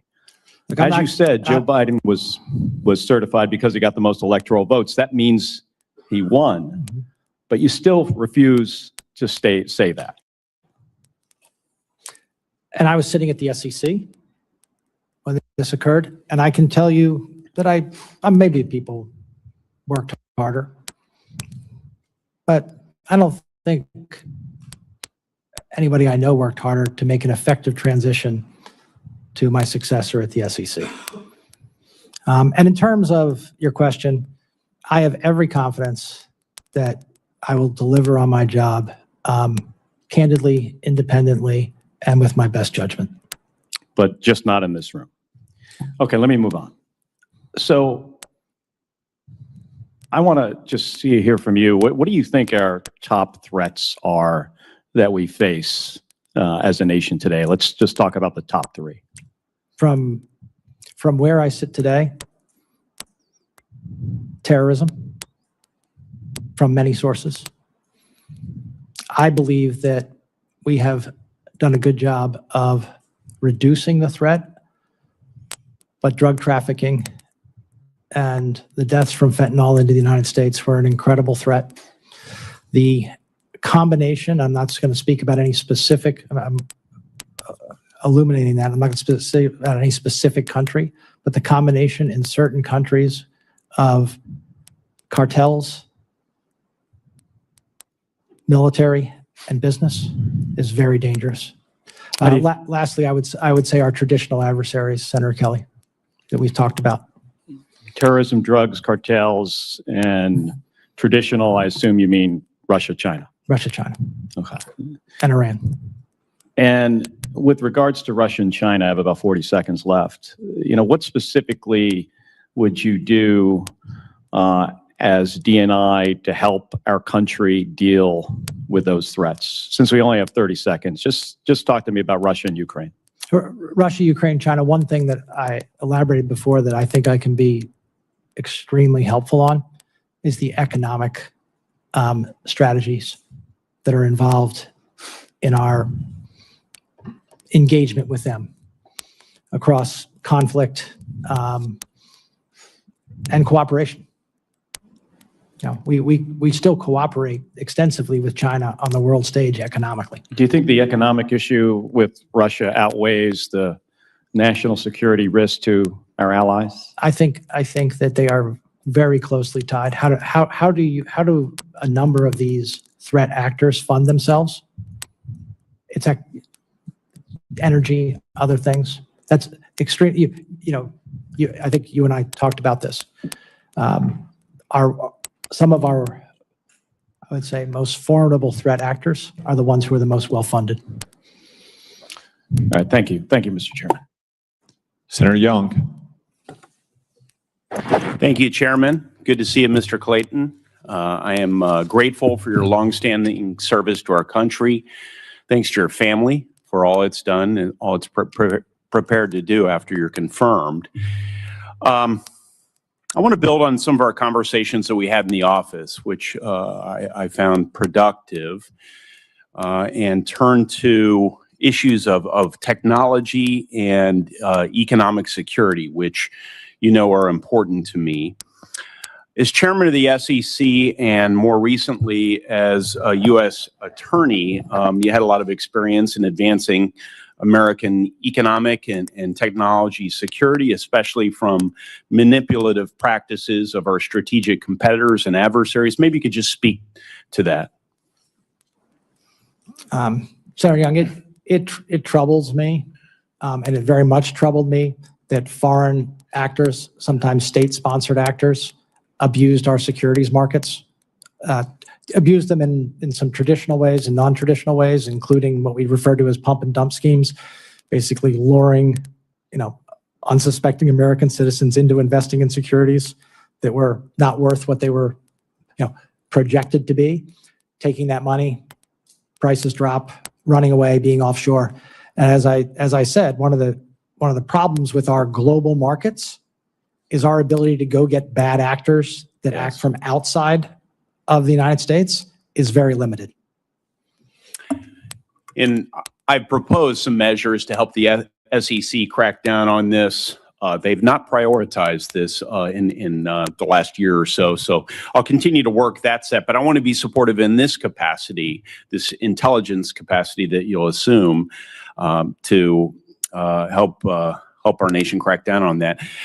From your tenure at SEC, how might you approach ensuring that there's adequately intel support to our federal entities that aren't traditionally known as national security entities, USDA, Commerce, SEC? Yeah. Let me give you a recent example that we had in the Southern District about Commerce and chips and our restriction on chip shipments to certain of our adversaries. That's an extremely important national security issue. We wouldn't be restricting those chips if it were just a commercial issue. It is a sort of capabilities issue, and that's something that we need, I believe, to continue to work with other agencies on. So it's important for me to hear you say that, because conceptually, I sit on a number of committees, most of which deal with what I think an outsider would regard as strictly economic issues. I've always approached them first and foremost from an economic or from a national security perspective. I think it's really important that all our agencies are first thinking about national security before they think about anything else. So I'm grateful for that mindset. Last thing I want to turn to in our brief time today is following what is now law as it relates to COVID declassifications. I authored a requirement in last year's Intel Authorization Act for ODNI to review intelligence for public release relating to China's efforts to cover up the COVID pandemic and interfere with our response.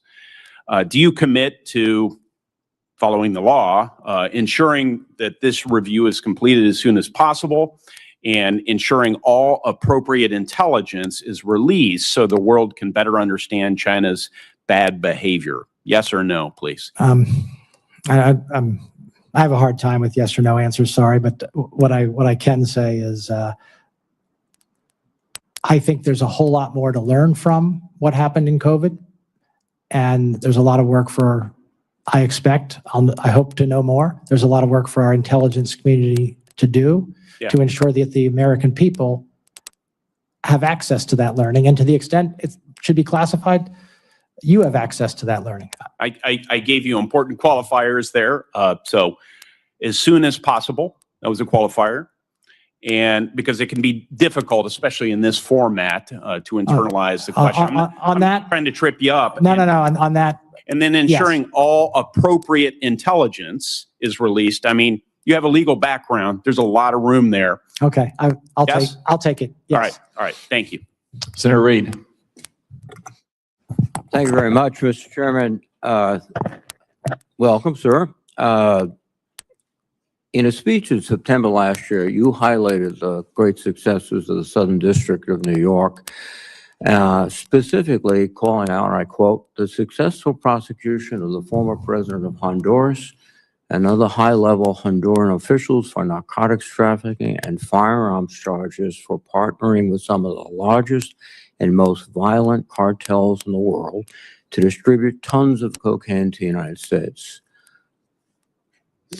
That correct? Yes. Yeah, I think so. I think that's fair. Now, on November 28th, 2025, President Trump issued a full and complete pardon to Juan Orlando Hernandez. Mm-hmm. Were you consulted about the pardon? I'm not going to get into the pardon process here. The president's pardon power, I think there's only a few powers in our Constitution that are unreviewable and absolute. That's one of them. And whether it's President Biden, President Trump, or a future president, that's their power. Are you aware of any quid pro quo regarding the pardon? I'm not aware of any such thing. Why would the President of the United States pardon someone that you had convicted and described as being involved in violent activities and allowing tons of cocaine to enter the United States? Like I said, I'm not going to discuss a specific pardon thing. That's the president's pardon power. Well, it seems to me that all the rhetoric that we've heard about fighting drugs, and in fact, we've killed over 200 people in the Caribbean and Pacific because they were not presidents of countries, but minor dealers in or transporters of heroin. And yet here is a king maker or a king piece who gets to walk. Senator Reid, what I can say, and I want to be very clear, I'm not talking about the specific instance, but in our efforts to counteract the serious drug threat from south of our border, we engage with the Department of State, others on matters of this type. It is a whole of government approach to this type of threat. Thank you. Admiral Paparo, who's extraordinary commander of the Indo-PACOM, indicated in testimony before the Armed Services Committee that allowing China to get access to sophisticated chips would eventually come at the expense of American service members in a conflict. So if we're giving chips to China, we're threatening or at least making it more difficult to survival our troops. President Trump, after speaking with Xi, announced a significant policy change to sell H-200 chips to China. Do you agree with the transfer of these advanced chips threatens our military security and more particularly the lives of our service members? Senator, I'm not familiar with that particular decision, but you raise a point that I'm very proud of what my office and our partners were able to do. Chips that were sanctioned and subject to criminal sanction for being diverted to China, we brought that case. I know, and you successfully convicted people for taking the very same chips and getting them into China. The President of the United States turns around and gives them to Xi.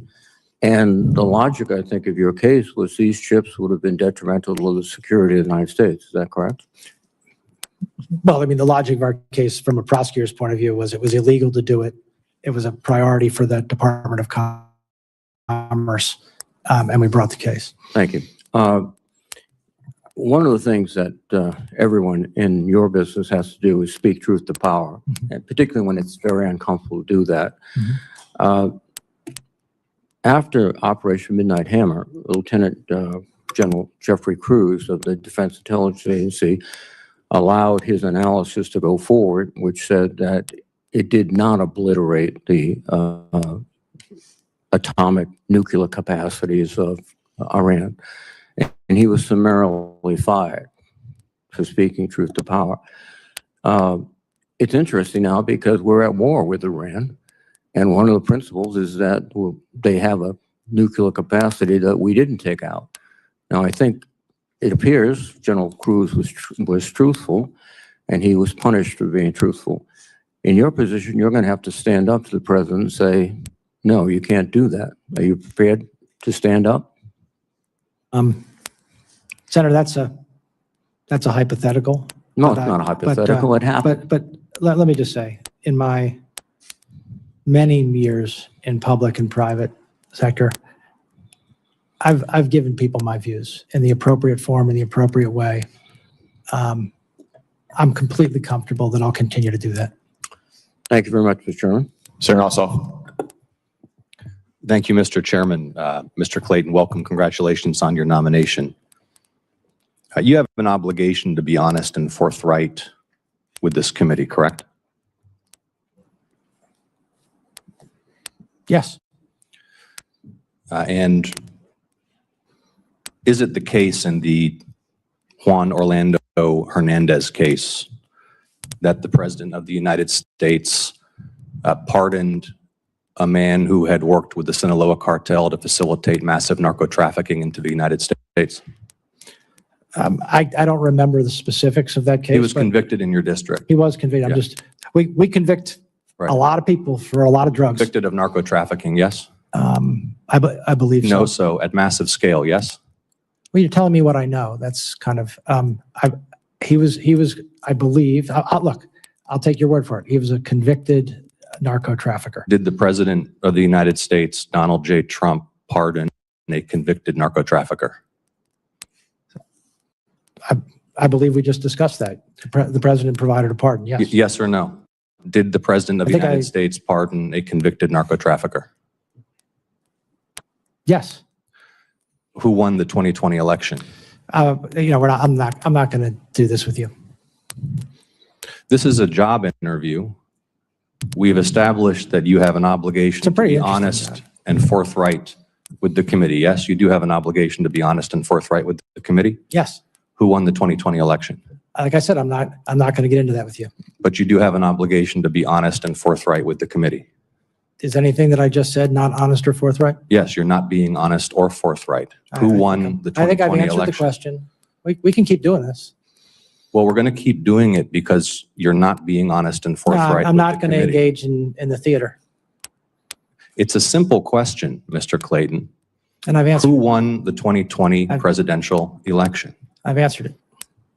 You're here asking for the support of senators to lead America's intelligence community. We've established that you have an obligation to be honest and forthright with this committee and with the American public, but you refuse to answer a simple matter of fact about the 2020 election. Is that right? No, that's not right. Then answer the question. Who won the 2020 election? I have answered the question. Answer it. What is your answer? I've given you my answer. What is your answer? You refuse to answer a basic question about who won a presidential election, but you asked to lead America's intelligence community? Isn't it humiliating to be unable to answer this question, to have to indulge the president's delusions?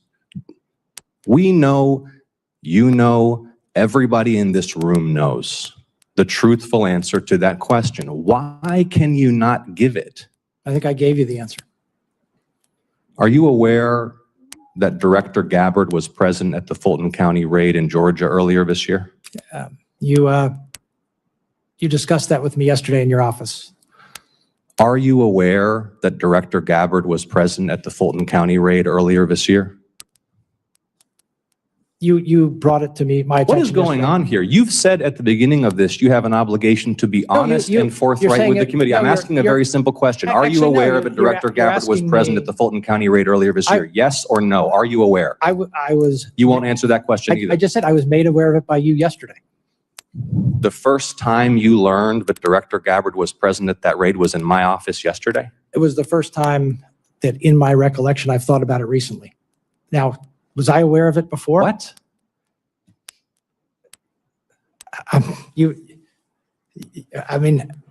You brought it to my attention yesterday. I Okay. had not So thought, you had not known I had until... not thought about it until you brought it to my attention yesterday. Your answers lack credibility. Your testimony lacks credibility. You're being evasive and you're not being candid or forthright. And everybody across the country is going to watch this and know that. Are you aware that former Director Gabbard testified that her presence at the raid was, quote, requested by the president? I'm not aware of that until now. Okay, you are now aware of that. Yeah. Are you aware that members of this committee are already probing Director Gabbard's potential misconduct in this matter? No, I'm not privy to your probe into. Are you aware that the General Counsel and Deputy General Counsel of your office have already provided testimony to this committee regarding this matter? No.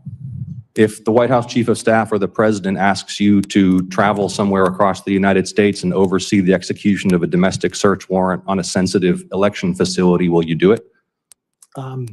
Is that appropriate? Is that appropriate for the Director of National Intelligence? That's a hypothetical. We all know it's not appropriate. Senator for the Ossoff, Director your of time has National expired. Intelligence. Will you answer the question? Your time is expired. Will you give him the opportunity to answer the question? Is this not material right now, sir? Is it appropriate for the Director of National Intelligence to oversee the execution of domestic search warrants at sensitive election facilities? Yes or no? I think you're asking me, as you just said in your first comment to me. Yes or no? Is it appropriate? Look, No? you are asking me to comment on a matter that you just said was under investigation. No, I'm asking you. Okay, Senator I'm not gonna Ossoff, your time is expired. Disqualified. Vice Chairman, do you have anything to add? Senator King, I did not recognize you. I recognize the Vice Chairman. Senator King, I did not recognize you. I recognize the Vice Chairman. Mr. Vice Chairman, will you make the point? I will make a point. I want to make a couple points. One, I strongly disagree with you about the issue of drug trafficking being more important at this point than the threat of China or Russia. But that you're going to. I'm sorry. Please. He asked me for the most ones. I did not rank them in order. Well, I did not rank them in order. Well, let me just. I want to make one point. Then I want to come back to the point that my colleagues have been making. Because this is an area that you're familiar with, in terms of Securities and Exchange Commission work. We are working diligently on a bill to create a set of laws around digital assets. From your work at the U.S. Attorney in the Southern District, from your focus on drug trafficking, is it not the case that many drug traffickers use digital assets to transfer funds? Yes. Is it not the case as we try to work through this legislation to try to make sure there are barriers and restrictions that we should not grant this new industry, which has a huge potential? I'm one of the few that says we got to put some rules here, at least on this side of the aisle, that we should not open up huge new loopholes that would allow self-dealing, adjacent transactions, with your focus on drug trafficking, making sure that we don't create additional holes for a tool that has already been abused. Would that not be important from a national security standpoint? Senator, having AML, KYC, anti-money laundering, know your customer across the financial service sector and financial flows is essential to national security. And should you be confirmed, this is going to be happening very quickly, one way or the other. And I want to make sure that those are you would be able to weigh in. I just want to say this. I've known Mr. Clayton for some time. I've worked with him. I worked with him closely on when he was at the SEC, but I am bitterly disappointed. And we've tried umpteen different ways to give to the ability to just acknowledge that Joe Biden was the president was fairly and duly elected. I've acknowledged, Senator, that Joe Biden was the president. I've acknowledged that. And fairly and duly elected. And fairly and duly elected under our process. Well, I'll have follow-up questions. I also have to say, as someone who has spent an enormous amount of time on this election interference issue, that it strains credibility. And I trust you. I know you, but it strains credibility to think that you were not aware of Director Gabbard's intervention in the domestic election activities in Fulton County, and that was subject of a great deal of consternation and review. Again, maybe the framing of the senator's question you didn't appreciate, but you know, even if you weren't aware, in preparation for this hearing, I would have thought, hey, we got to be ready for the Gabbard questions. Yeah, look, I don't want to, it just wasn't something that was on my mind before the preparation for this hearing. The idea that you acknowledged in your opening comments and to me that the role of the DNI is to look at foreign malign influence. It is outward looking. It is not to participate in domestic law enforcement on a case that I believe in. You can have a completely different view of this, and my Republican colleagues probably do, but on a case of relitigating a 2020 election activity in Georgia. To say that wasn't on your agenda of an issue that would be asked. No, after Senator Ossoff raised it, it was. And to be clear, the ODNI's role is principally outside the United States. Intelligence community role is principally outside the United States. Thank you, Mr. Chairman. Thank you, Mr. Clayton, for your testimony today. Mr. Chairman, do we have time for any follow-up questions? No. There's not second round. The Capitol Police will receive the annoying or remove the annoying lunatic from the crowd.